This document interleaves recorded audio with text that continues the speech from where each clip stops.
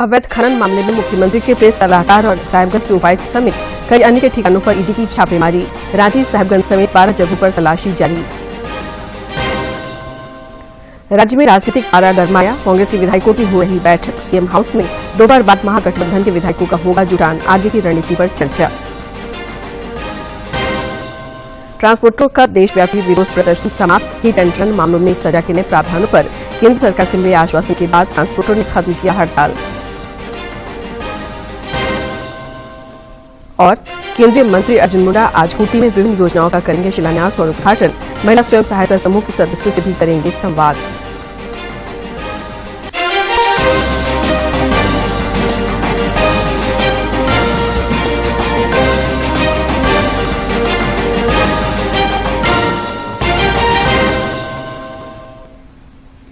नमस्कार, खबरें झारखंड में आपका स्वागत है। मैं हूं शीला और अब समाचार विस्तार से। प्रधानमंत्री नरेंद्र मोदी ने आज लक्षद्वीप के व्रती में करोड़ों रुपए की कई विकास परियोजनाओं का शुभारंभ और शिलान्यास किया। इससे पहले प्रधानमंत्री ने लक्षद्वीप में रोड शो किया, जिसमें बड़ी संख्या में लोगों ने उनका स्वागत किया।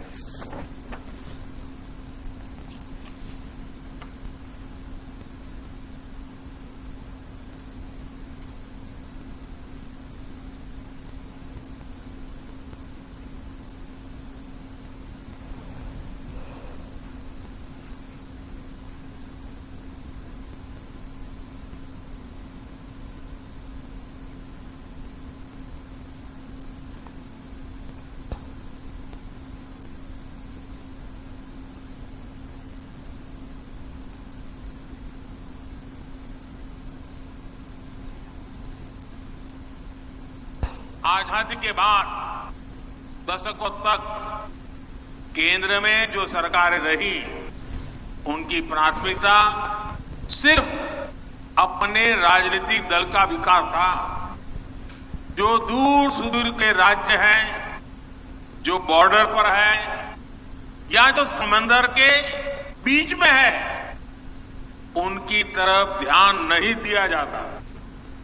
बीते 10 वर्षों में हमारी सरकार ने जो बॉर्डर के കുടുംബാംഗങ്ങളെ സ്വാതന്ത്ര്യത്തിന്റെ അമൃതകാലത്ത് വികസിത ഭാരതം നിർമ്മിക്കുന്നതിലും ലക്ഷദ്വീപിന് വലിയ പങ്കുണ്ട്. ഭാരത സർക്കാർ ലക്ഷദ്വീപിനെ അന്താരാഷ്ട്ര വിനോദസഞ്ചാര ഭൂപടത്തിൽ പ്രാധാന്യത്തോടെ എത്തിക്കാൻ പ്രയത്നിച്ചുകൊണ്ടിരിക്കുകയാണ്. ഇവിടെ കഴിഞ്ഞ ദിവസം G20യുടെ ഒരു യോഗം നടന്നു. അതുകാരണം ലക്ഷദ്വീപിന് ഇന്ന് അന്താരാഷ്ട്ര തലത്തിൽ പരിചയം വന്നിട്ടുണ്ട്. സ്വദേശി ദർശൻ പദ്ധതി പ്രകാരം ലക്ഷദ്വീപിന് വേണ്ടി പ്രത്യേകമായി ലക്ഷദ്വീപ് ലക്ഷ്യമാക്കിക്കൊണ്ടുള്ള ഒരു ബൃഹത് പദ്ധതി തയ്യാറാക്കിക്കൊണ്ടിരിക്കുകയാണ്. വിനോദസഞ്ചാര കേന്ദ്രമെന്ന നിലയിൽ ഇപ്പോൾ ലക്ഷദ്വീപ് 2 നീലക്കൊടി നാട്ടിയ കടലോരങ്ങൾ ഇന്ന് ലക്ഷദ്വീപിലുണ്ട്. എന്നോട് പറഞ്ഞു, കടമത്തും സുഹേലി ദ്വീപിലും രാജ്യത്തെ ആദ്യത്തെ ജലവില്ല പദ്ധതി നിർമ്മിച്ചുകൊണ്ടിരിക്കുകയാണെന്ന്. ലക്ഷദ്വീപ് ഇപ്പോൾ വിനോദസഞ്ചാര കപ്പലുകളുടെ ക്രൂയിസ് യാത്രയുടെ ഒരു വലിയ ലക്ഷ്യമായി മാറിക്കൊണ്ടിരിക്കുകയാണ്. 5 വർഷത്തിന് മുമ്പുള്ള കണക്ക് ഇപ്പോഴത്തെ കണക്കും പരിശോധിച്ചാൽ നമുക്കറിയാൻ സാധിക്കും, അന്നത്തേക്കാൾ 5 संताल परगना में करीब 1000 करोड़ रुपए के अवैध खनन मामले में मुख्यमंत्री के प्रेस सलाहकार और साहिबगंज के उपायुक्त समेत कई अन्य के ठिकानों पर आज ईडी छापेमारी कर रही है। ईडी की टीम रांची और साहिबगंज समेत 12 जगहों पर तलाशी कर रही है।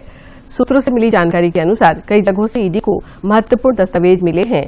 हालांकि इसका खुलासा अभी नहीं हो पाया है।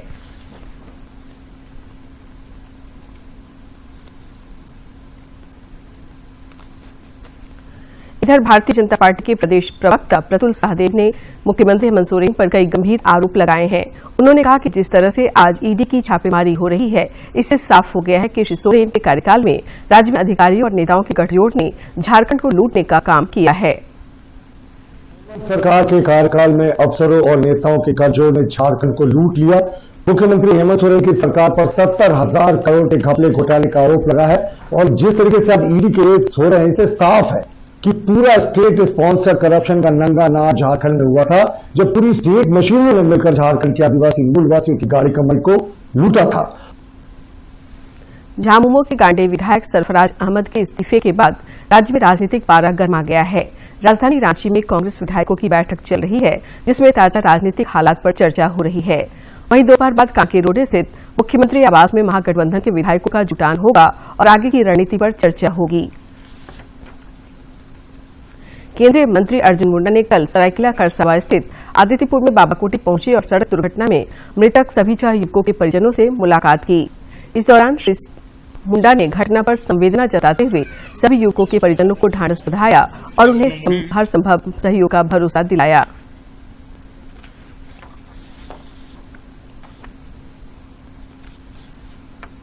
देश भर में ट्रक चालकों की हड़ताल केंद्र सरकार के इस आश्वासन के बाद समाप्त हो गई है कि नया कानून लागू करने से पहले उनके साथ चर्चा की जाएगी। केंद्रीय गृह मंत्रालय ने भारतीय न्याय संहिता के तहत हिट एंड रन मामलों के नए प्रावधानों से संबंधित चिंताओं पर चर्चा करने के लिए all India motor transport Congress के साथ नई दिल्ली में कल एक बैठक की। कार्यक्रम की अध्यक्षता करने के बाद गृह सचिव अजय कुमार भल्ला ने कहा कि हाल ही में पारित भारतीय न्याय संहिता के तहत हिट एंड रन मामलों के नए प्रावधानों को अभी लागू नहीं किया गया है। मंत्रालय की ओर से all India motor transport Congress के प्रतिनिधियों को आश्वासन दिया गया है कि नए आपराधिक कानूनों के तहत धारा 106(2) के प्रावधानों को लागू करने से पहले उनसे विचार विमर्श किया जाएगा। देश भर में ट्रक चालकों की ओर से नए कानून की इस धारा को लेकर संशय की स्थिति बनी हुई थी, जिसके चलते वो हड़ताल पर चले गए थे। इस धारा के तहत प्रावधान है कि हिट एंड रन मामले में 10 साल की सजा और 10 लाख रुपए का जुर्माना हो सकता है। इस संबंध में मोटर ट्रांसपोर्ट कांग्रेस के प्रतिनिधियों से कल गृह सचिव अजय भल्ला ने मुलाकात की। उन्हें बताया गया कि ये नियम अभी लागू नहीं हुए हैं। गृह मंत्रालय ने ट्रांसपोर्ट कांग्रेस सहित सभी चालकों से अपने अपने काम पर लौटने की अपील की थी। कृषि कार्य में महिलाओं की भागीदारी सुनिश्चित करने और ड्रोन के जरिए उनकी आय में वृद्धि करने के उद्देश्य से केंद्र सरकार की ओर से नमो ड्रोन दीदी योजना चलाई जा रही है। रांची में इस योजना को लेकर महिलाओं में काफी उत्साह दिख रहा है और उन्हें लगता है कि ड्रोन पायलट बनकर वो आत्मसम्मान के साथ आत्मनिर्भरता की ओर कदम बढ़ा सकती हैं। ड्रोन पर हाथ आजमाती ये महिलाएं कल तक चार दीवारी से बाहर निकलने में भी हिचकिचाती थी, लेकिन आज वो ड्रोन पायलट की भूमिका में है और ये सब संभव हो रहा है केंद्र सरकार की नमो ड्रोन दीदी योजना से। ड्रोन पायलट रश्मि कुमारी कहती हैं कि कीटनाशक और दवा के छिड़काव में पहले महिलाएं पुरुषों पर निर्भर थी, लेकिन ड्रोन तकनीक आ जाने से अब वो पल भर में कई एकड़ जमीन में लगे फसल पर छिड़काव कर सकती हैं। महिलाओं को लग रहा है कि हाँ, हम सक्षम हैं खेती बाड़ी को अपने बल पे करने के लिए।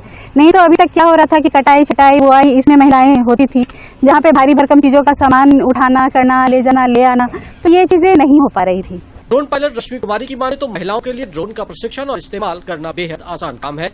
ड्रोन दीदी योजना के तहत मात्र 15 दिनों का निःशुल्क प्रशिक्षण लेकर महिलाएं ड्रोन पायलट बन सकती हैं।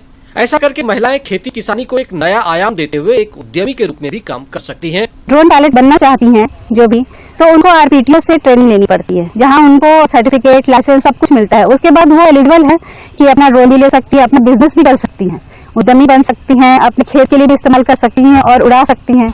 नमो ड्रोन दीदी योजना का क्रांतिकारी असर अब ग्राउंड पर दिखने लगा है। योजना का लाभ उठाकर महिलाएं इस क्षेत्र में स्वरोजगार को भी चुन रही हैं। रांची के ओरमांझी में दूसरी महिलाओं को प्रशिक्षण दे रही मधु कुमारी बताती हैं कि शुरुआती दिनों में उन्हें थोड़ी बहुत झिझक हो रही थी, लेकिन अब ड्रोन चलाना उन्हें बेहद आसान लगता है। पहले थोड़ा लगता है कि ड्रोन हैवी है, कैसे कर पाएंगे ये, बट इसको चलाने में कोई दिक्कत नहीं है। जब महिला घर चला सकती है तो ड्रोन भी चला लेगी। केंद्र सरकार ने ड्रोन दीदी योजना को एक लक्ष्य के तहत शुरू किया है, जिसके तहत महिलाओं को प्रशिक्षित कर उनकी एक फौज तैयार की जा रही है, जो ग्रामीण इलाकों में खेती किसानी के काम को और आसान बनाएगी। इतना ही नहीं, महिला सशक्तिकरण और किसान कल्याण को फोकस में रखकर चलाई गई इस योजना से समय और मेहनत की बचत कर महिलाएं अपनी आय को कई गुना तक बढ़ा सकती हैं। रांची से करमवीर के साथ मैं दिवाकर कुमार। प्रधानमंत्री नरेंद्र मोदी ने आज समाज सुधारक सावित्रीबाई फुले और भारत में ब्रिटिश औपनिवेशिक शासन के खिलाफ संघर्ष करने वाली रानी वेलु नाचियार को उनकी जयंती पर श्रद्धांजलि अर्पित की है।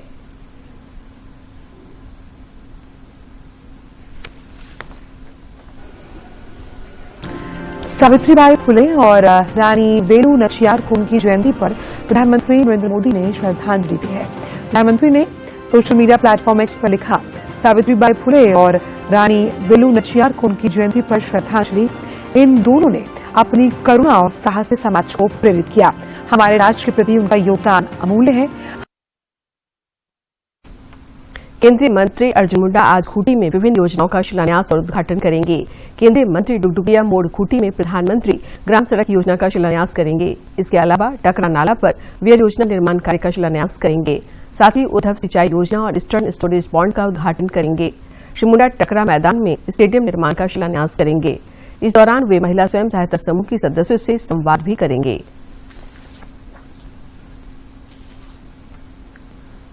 और अब राज्य के विभिन्न जिलों की महत्वपूर्ण खबरों पर डालते हैं नजर फटाफट अंदाज में।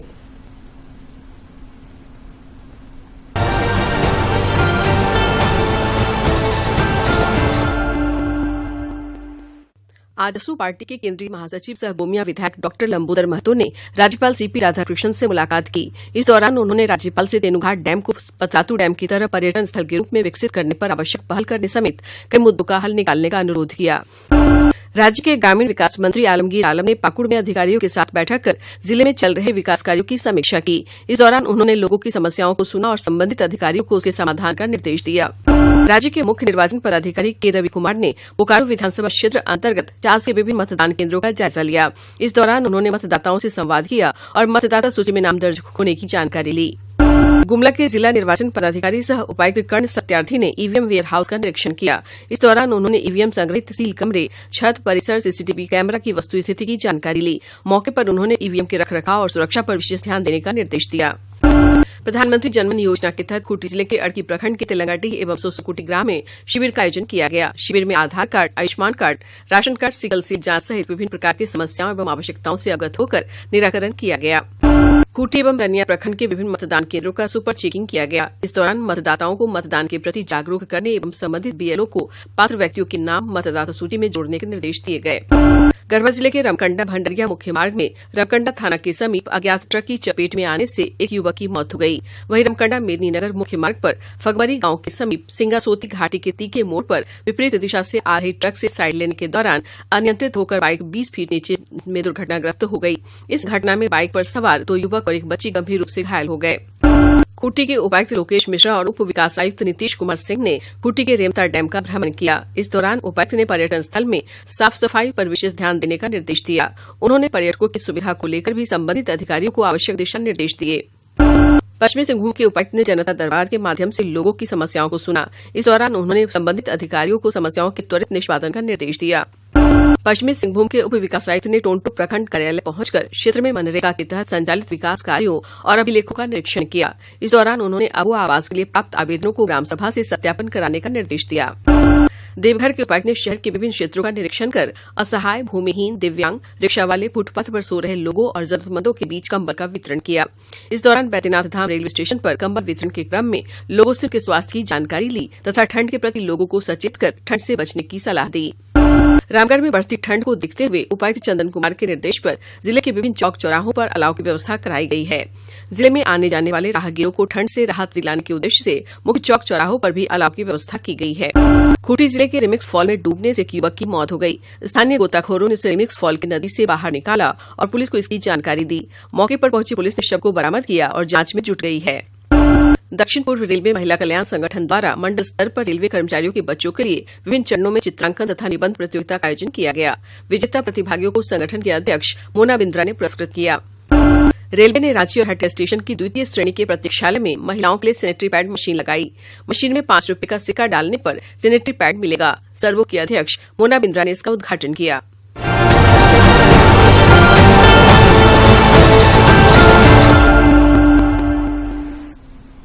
राज्य में कल से 6 जनवरी तक हल्के से मध्यम दर्जे की बारिश की संभावना है। मौसम विज्ञान केंद्र रांची के वैज्ञानिक अभिषेक आनंद ने बताया कि आज मौसम शुष्क रहेगा, लेकिन कुछ इलाकों में आसमान में हल्के बादल छाए रहेंगे। बादल के साथ साथ में हल्के दर्जे की बारिश देखने को मिल सकती है। 5 तारीख की बात की जाए तो पश्चिमी के साथ में जो मध्य इलाके हैं, रांची समेत मध्य इलाके हैं, वहाँ पे भी आपको हल्के दर्जे की बारिश देखने को मिल सकती है। और 6 तारीख को पूरे राज्य भर में कुछ जगह पे हल्के दर्जे की बारिश आपको देखने को मिल सकती है। इस दौरान हल्के से मध्यम दर्जे का ही कोहरा रहने की संभावना जताई जा रही है। तो कुल मिला के ये है कि जो पश्चिमी विक्षोभ का जो असर था वो काफी कम हो गया है। 2 तारीख और 3 तारीख को मौसम शुष्क रहेगा, बट अगर बात करें तो उत्तर पश्चिमी इलाकों और कुछ उत्तरी इलाकों जो सटे हुए हैं उत्तर पश्चिमी से, वहां पे हल्के बादल आपको देखने को मिल सकते हैं। और अब बात कारोबार जगत की। सरकार ने विशेष आर्थिक क्षेत्रों में किसी कंपनी द्वारा लैपटॉप और डेस्कटॉप जैसे पुराने आईटी हार्डवेयर सामानों को घरेलू शुल्क क्षेत्र में स्थानांतरित करने से जुड़ी पाबंदियों में ढील देने की घोषणा की है। वाहन निर्माता कंपनी किया इंडिया ने वांगगू ली को तत्काल प्रभाव से नया प्रबंध निदेशक एवं मुख्य कार्यपालक अधिकारी नियुक्त करने की घोषणा की। सरकारी कर्मचारी या पेंशनभोगी महिला शादी से जुड़े किसी विवाद के मामले में अपने पति से पहले अपने बच्चों को फैमिली पेंशन के लिए नॉमिनेट कर सकती है। परिचालन प्रदर्शन और समय की पाबंदी के लिहाज से हैदराबाद और बेंगलुरु के हवाई अड्डों को दुनिया की शीर्ष 10 हवाई अड्डों में दूसरे और तीसरे स्थान पर रखा गया। विमान क्षेत्र से संबंधित विश्लेषण फर्म सीरियम द्वारा जारी रिपोर्ट में ये जानकारी दी गई। मध्य प्रदेश के ग्वालियर में आयोजित 67वीं राष्ट्रीय स्कूल गेम्स के अंडर 14 बालिका और बालक वर्ग में के हॉकी मुकाबले में झारखंड के खिलाड़ियों ने कमाल कर दिया है। बालिका वर्ग की टीम ने छत्तीसगढ़ को 0 के मुकाबले 6 गोल से पराजित कर कांस्य पदक पर कब्जा जमाया। वहीं बालक वर्ग की टीम पेनाल्टी शूटआउट के जरिए ओडिशा से हार कर रजत पदक प्राप्त किया। राज्य के मोरहाबाद स्थित मरांग गुम के जयपाल सिंह स्टेडियम में 13 से 19 जनवरी तक FIH hockey Olympic qualifying tournament का आयोजन किया जाएगा। इसमें 8 देशों की टीमें भाग ले रही हैं। टूर्नामेंट में भाग लेने के लिए आज भारतीय महिला हॉकी टीम रांची पहुंचेगी। भारत और दक्षिण अफ्रीका के बीच दूसरा क्रिकेट टेस्ट मैच आज केपटाउन के न्यूजीलैंड स्टेडियम में खेला जाएगा। ये मैच भारतीय समयानुसार दोपहर 1:30 बजे शुरू होगा। रोहित शर्मा के नेतृत्व में भारतीय टीम ये मैच जीतकर श्रृंखला बराबर करने की कोशिश करेगी। पहले मैच में भारत को एक पारी और 32 रन से हार का सामना करना पड़ा था। 2023-25 विश्व टेस्ट चैंपियनशिप के फाइनल तक पहुंचने की दौड़ में ये मैच काफी महत्वपूर्ण है। भारत और दक्षिण अफ्रीका के बीच दूसरा टेस्ट केपटाउन में आज से शुरू होगा। पहले मैच में भारतीय टीम को हार मिली थी। इस मैच को जीतकर सीरीज को बराबरी पर खत्म करना चाहेगी भारतीय टीम।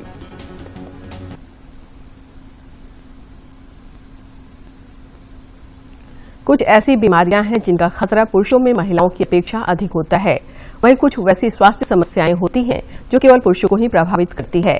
कौन सी वो बीमारियां हैं जिनसे पुरुषों के बचाव करने की आवश्यकता है और ये कैसे संभव हो सकता है, देखते हैं इस रिपोर्ट में। पुरुषों का स्वास्थ्य एक अहम विषय है। कई ऐसी बीमारियां हैं जिनका खतरा पुरुषों में अधिक होता है और कुछ बीमारियां केवल पुरुषों को ही प्रभावित करती हैं। पुरुषों के शरीर और स्वास्थ्य में समय समय पर कई परिवर्तन होते हैं। पुरुषों के शरीर के अंगों का विकास और शरीर में बनने वाले कुछ हार्मोन महिलाओं से अलग होते हैं। ऐसे में पुरुषों की कुछ स्वास्थ्य समस्याएं भी महिलाओं से अलग होती हैं। जैसे जैसे उम्र बढ़ती है वैसे वैसे पुरुषों के शारीरिक और मानसिक बदलाव भी होते हैं। ऐसे में उन्हें स्वीकारना कई मामलों में सरल नहीं होता। जीवन की अलग अलग अवस्थाओं में पुरुषों की स्वास्थ्य चुनौतियां अलग होती हैं। किशोरावस्था में हार्मोन परिवर्तन, शारीरिक बदलाव, मानसिक स्तर पर परिवर्तन, मध्य आयु वर्ग के पुरुषों में जीवन शैली से संबंधित रोगों का खतरा होता है। उम्र बढ़ने के साथ कई तरह के बदलाव होते हैं। शरीर में कोशिकाओं और ऊतकों का अधःपतन या क्षय होने लगता है। हड्डियां कमजोर हो जाती हैं, मांसपेशियों की शक्ति कम होने लगती है, नजर और स्मृति कमजोर होना आरंभ हो जाती है। वृद्धावस्था में कई स्वास्थ्य समस्याओं का खतरा अधिक हो जाता है, जिसमें प्रोस्टेट संबंधी समस्याएं और कुछ कैंसर भी पुरुषों में होने का खतरा बढ़ जाता है। कुछ कारक पुरुषों के स्वास्थ्य को प्रभावित करते हैं। हार्मोन परिवर्तन, अनियंत्रित जीवन शैली, असंतुलित आहार, शारीरिक श्रम में कमी, तनाव, अधिक वजन या मोटापा, शराब का सेवन और नशे की लत, इन सभी का प्रभाव पुरुषों के स्वास्थ्य पर पड़ सकता है। पुरुष जो भाई हैं वो स्मोकिंग ज्यादा करते हैं। स्मोकिंग की वजह से डिफरेंट तरह की बीमारियां हो सकती हैं। कैंसर हो सकते हैं, लंग डिजीज हो सकता है, हार्ट डिजीज हो सकता है। ऐसे ही अल्कोहल पीने से भी कैंसर हो सकते हैं और लीवर खराब हो सकता है और हार्ट डिजीज में भी ये नुकसान करता है। हमारी जीवन शैली भी हम देखते हैं पुरुषों में कि वो हमेशा काम में अपने बिजी रहते हैं, अपनी हेल्थ पर ध्यान नहीं देते हैं, एक्सरसाइज नहीं करते हैं, जंक फूड ज्यादा खाते हैं, प्रिजर्व फूड ज्यादा खाते हैं, हेल्दी फूड नहीं खाते हैं जिसमें फ्रेश वेजिटेबल्स हैं और फ्रूट्स हैं, हेल्दी फूड नहीं खाते हैं। इसके अलावा फैमिली हिस्ट्री भी एक रिस्क फैक्टर हो सकता है। जैसे प्रोस्टेट कैंसर हम बात करते हैं तो प्रोस्टेट कैंसर में अगर किसी के फैमिली में फादर को या ब्रदर को कैंसर हुआ है तो फैमिली में कैंसर होने के चांसेस 8 से 9 गुना बढ़ जाते हैं। ऐसे किडनी कैंसर में भी ये। पुरुषों के लिए अपने स्वास्थ्य की सही देखभाल करना आवश्यक है। साथ ही स्वस्थ जीवन शैली भी अपनाना जरूरी है, जिससे बीमारियों का खतरा कम हो और स्वास्थ्य बेहतर बना रहे। अधिकतर बीमारियां ऐसी हैं जिनसे बचाव संभव हो सकता है और कुछ रोग ऐसे हैं जिनकी जल्द पहचान और सही इलाज से उनको ठीक किया जा सकता है। आप अपनी लाइफस्टाइल ठीक करिए। कम से कम आधा घंटा आपको व्यायाम करना है, चाहे आप रन करें, एक्सरसाइज करें, किसी तरह का योगा भी कर सकते हैं आधा घंटा रोज। नंबर 2, पानी ज्यादा पीना है। पानी ज्यादा पीने के बड़े फायदे रहते हैं। आपको इन्फेक्शन कम होता है, स्टोन कम बनता है, आपकी इम्यूनिटी अच्छी रहती है और हृदय रोग होने के चांस कम रहते हैं।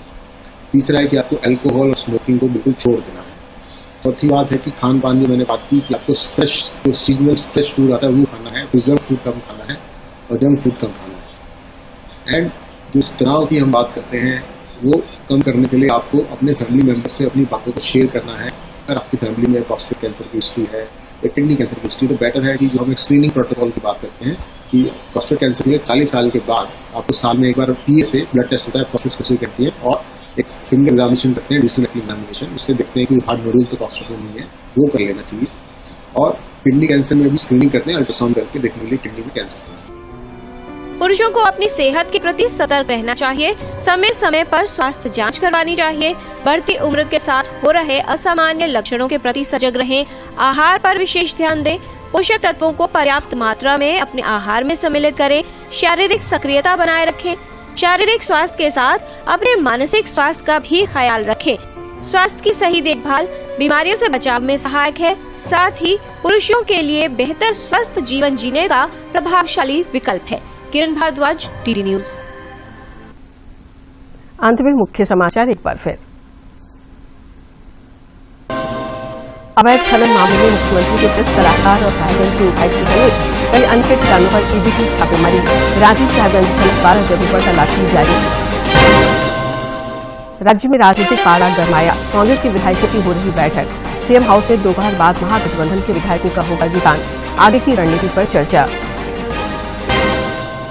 ट्रांसपोर्टरों का देशव्यापी विरोध प्रदर्शन समाप्त। हिट एंड रन मामलों में सजा के लिए प्रावधानों पर केंद्र सरकार से मिले आश्वासन के बाद ट्रांसपोर्टर ने खत्म किया हड़ताल। और केंद्रीय मंत्री अर्जुन मुंडा आज खूंटी में विभिन्न योजनाओं का करेंगे शिलान्यास और उद्घाटन। महिला स्वयं सहायता समूह की सदस्यों से भी करेंगे संवाद।